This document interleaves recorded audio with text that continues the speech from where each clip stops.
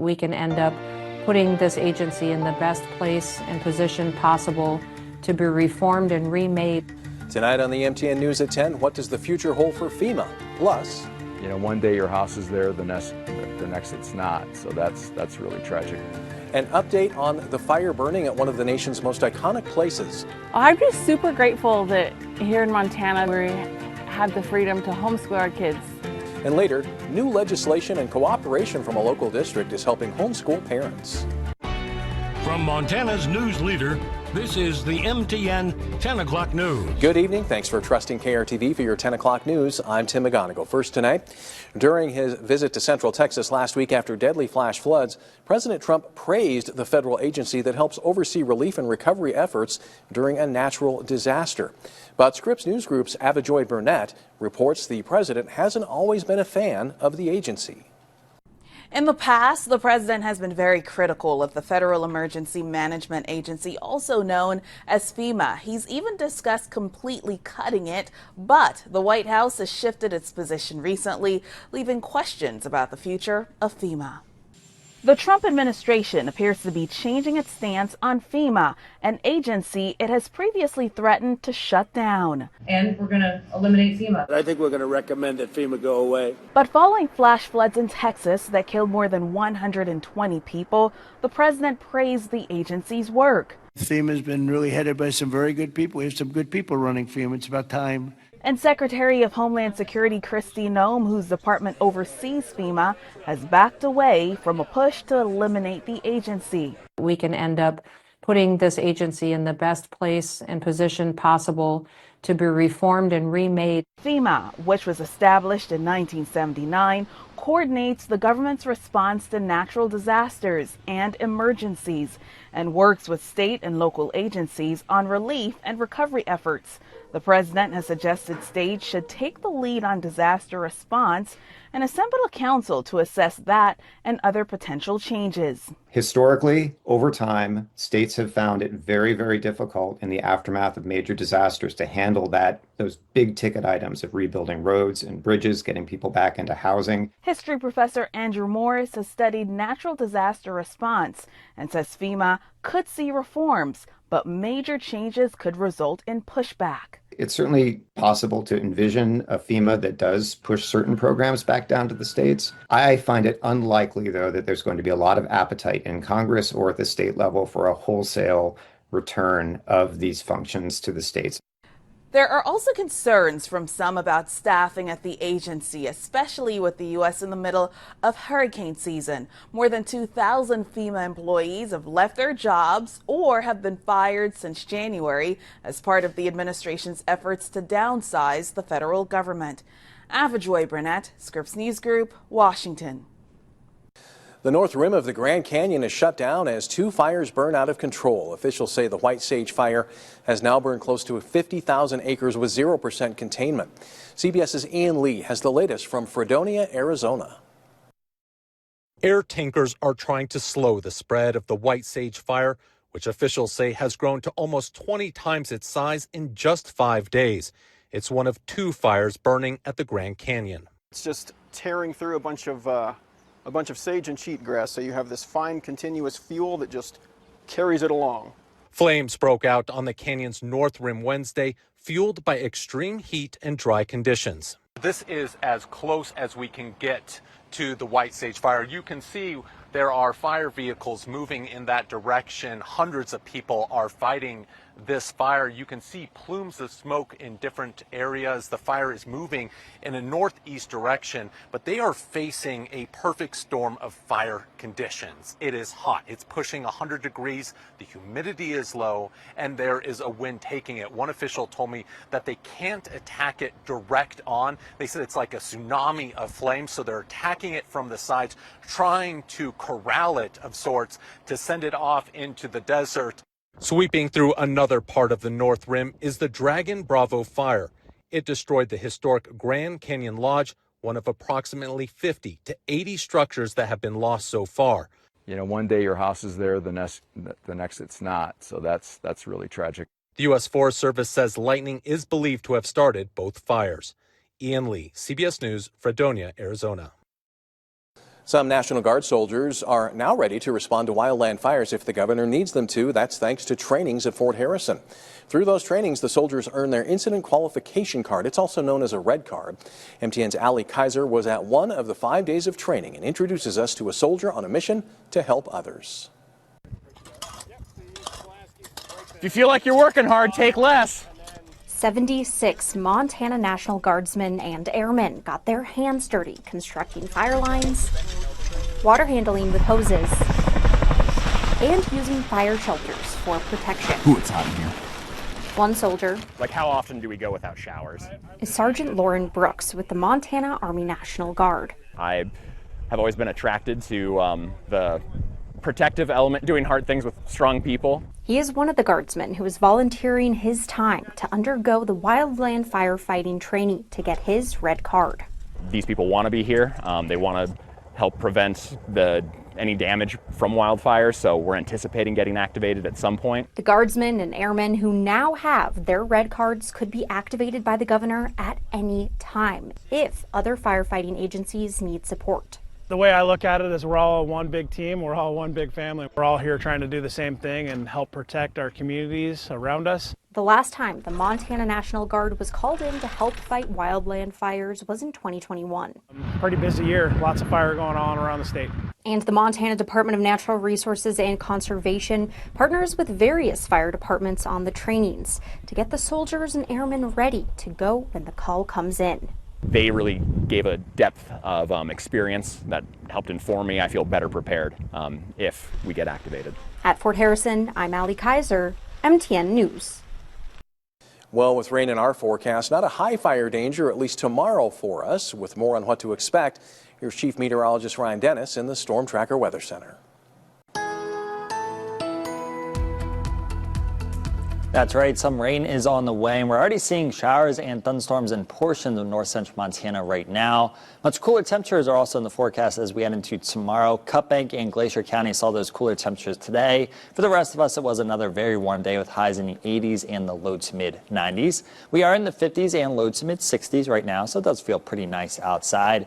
We've also been dealing with gusty winds throughout the afternoon and the evening as a cold front has been working its way southward through our area. Peak wind gusts between 30 and 40 miles per hour for many of us. Right now, sustained wind speeds are between 10 and 25 miles per hour.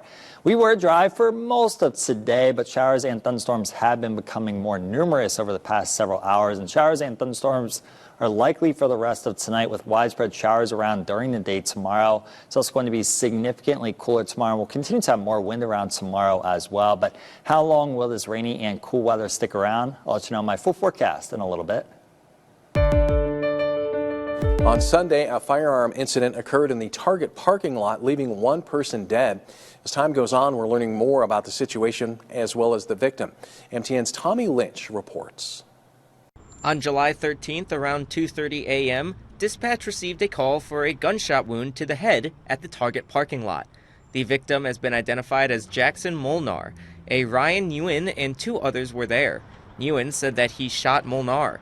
Court reports say that the four people were hanging out in their cars. Molnar wanted to see Nguyen's gun, grabbed the slide, and pulled it toward himself. Nguyen's finger was inside the trigger guard, and the gun went off, shooting Molnar. Officers saw alcoholic beverages in and around the vehicles and believe the four people involved were drinking.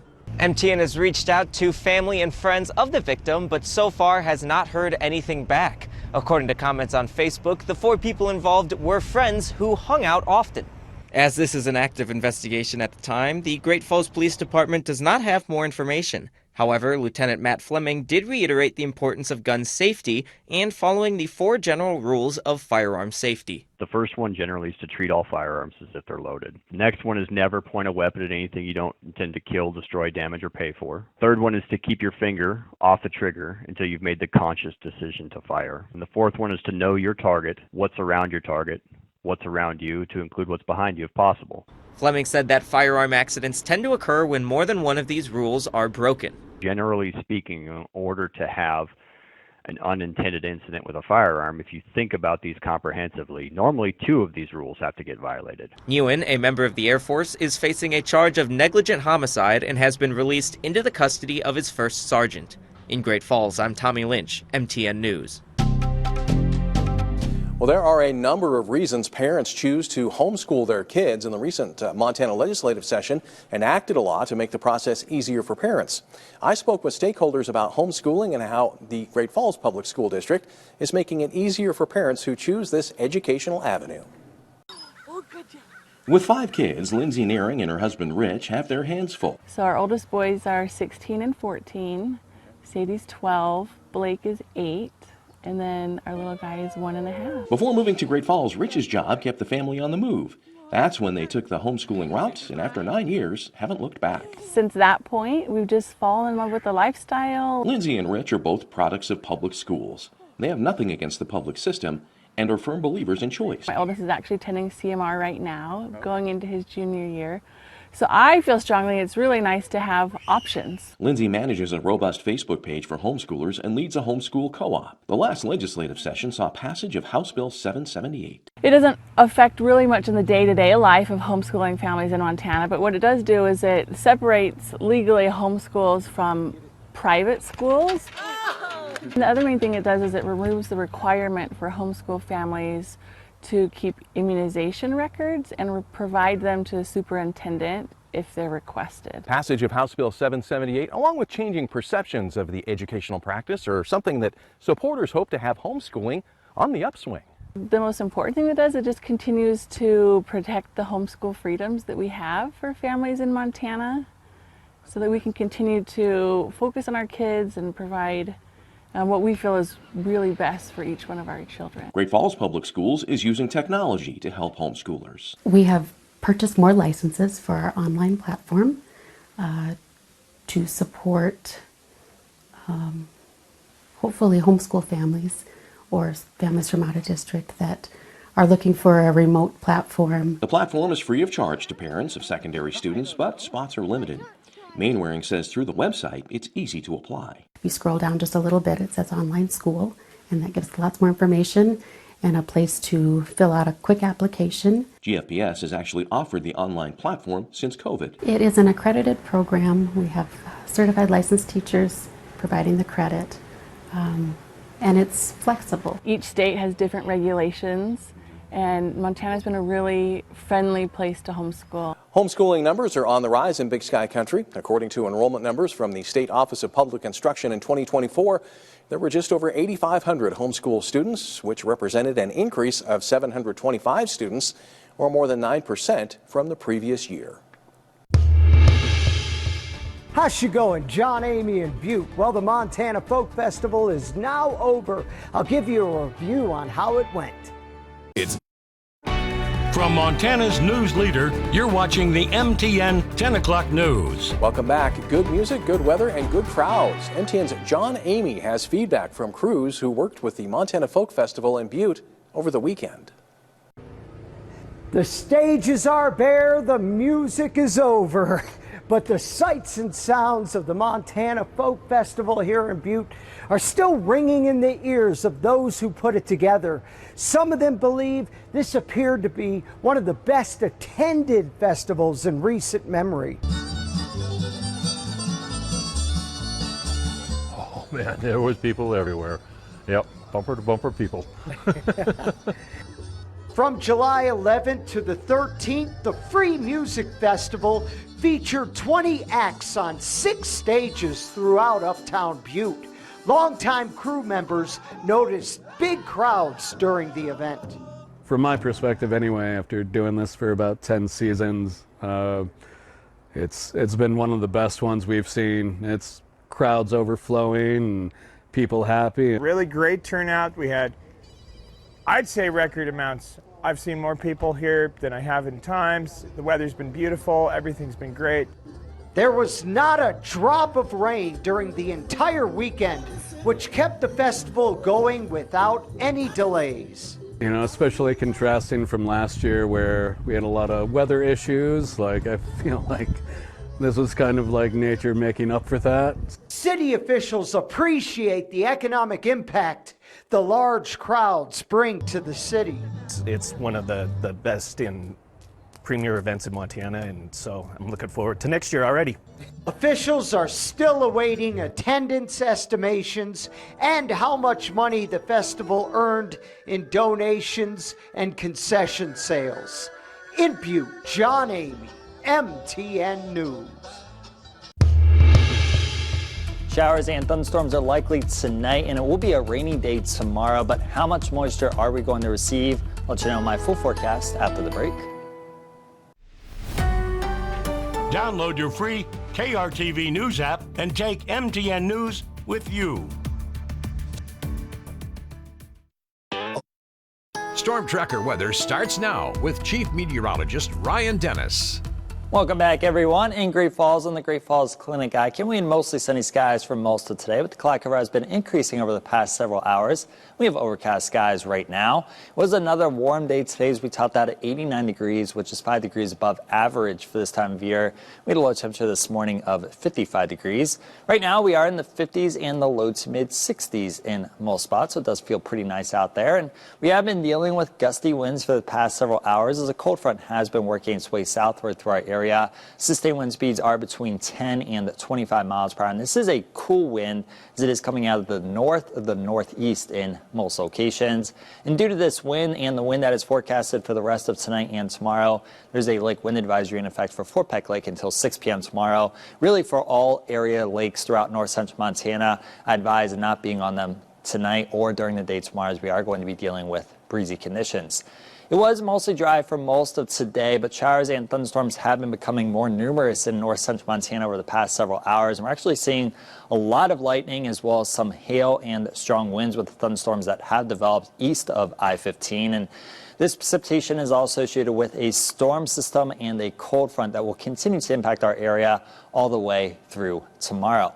As we go through the rest of tonight, showers and thunderstorms are likely in north central Montana, and some of those thunderstorms will be strong to severe with damaging wind gusts and or large hail, and frequent lightning is expected with those thunderstorms as well. So just be aware of that if you are going to be outdoors at all. As we go through tomorrow, it's going to be a wet day. It is going to be raining off and on for basically the entire day, and some of the rain that falls tomorrow will be moderate to heavy at times, especially in locations east of I-15 as well as along the Rocky Mountain front. The more consistent rain will fall during the morning and the afternoon as we head into the late afternoon and the evening. That's when that precipitation will start to break apart a bit. As we go through tomorrow night, scattered showers will continue, especially in locations east of I-15, but that precipitation will gradually taper off from west to east as the night goes on. On Wednesday, a few lingering showers are possible during the morning. Most of us will be dry. We'll start the day off with mostly cloudy to overcast skies and areas of fog, but we will clear out and see a good amount of sunshine as we head into the afternoon and the evening. This is a look at how much precipitation is possible from this evening through Wednesday evening, with the bulk of this falling tonight through tomorrow night. In north central Montana, most locations will receive between a quarter inch and an inch of precipitation, so some very beneficial moisture is in the forecast. And there will be some areas, especially east of I-15 and along the northern half of the Rocky Mountain front, where 1 to 2 inches of precipitation is expected. And it will be cold enough that there will be a little bit of snow in the Rockies. Any snow accumulation will be confined to the mountains above 8,500 feet. But that's where minor snow accumulation of a coating to an inch or two are possible. We have been dealing with gusty winds for the past several hours. For the rest of tonight and tomorrow, it will continue to be breezy with sustained wind speeds between 10 and 25 miles per hour, and wind gusts up to 40 miles per hour will be possible at times. This is going to be a cold wind as the wind will be coming out of the north or the northeast in most locations. The wind will finally die down as we head into tomorrow night. Lows tonight are going to be in the mid to upper 40s and low to mid 50s. Fall-like temperatures tomorrow's highs are only going to be in the 50s and the lower 60s. For some of us, it's going to be almost 40 degrees cooler tomorrow than it was during the day today. Temperatures start to rebound as we head into Wednesday with highs in the mid to upper 60s and low to mid 70s.